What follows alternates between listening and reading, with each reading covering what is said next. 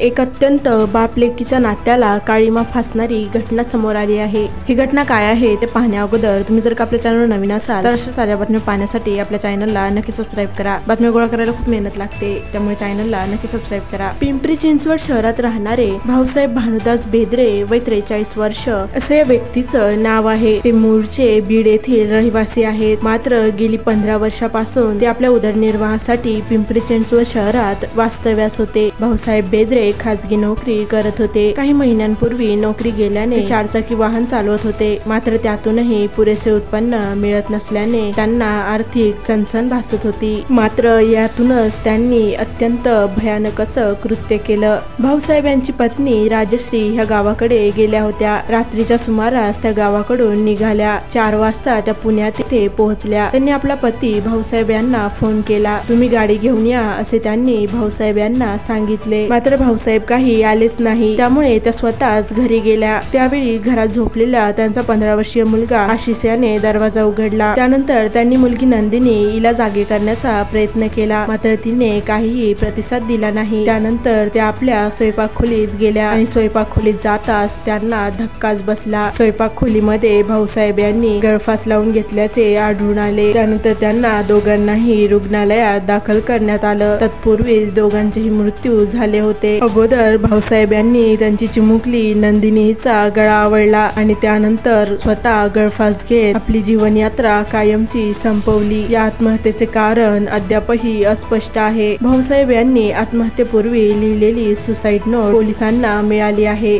गावाकडे असलेली जागा विक्री केली, मात्र त्यातील काही रक्कम मिळाली नाही असे सुसाईड नोट मध्ये नमूद करण्यात आले आहे। मात्र यात त्या चिमुकलीची काही चूक नसताना तिला आपला जीव गमवावा लागला। कितीही काही झालं तरी कोणीही असं टोकाचं पाऊल कधीही उचलू नका की ज्यामुळे आपल्या कुटुंबाला त्रास होईल। आपल्या कुटुंबाची व आपली काळजी घ्या व सुरक्षित राहा व या बातमीला लाईक आणि शेअर करायला विसरू नका।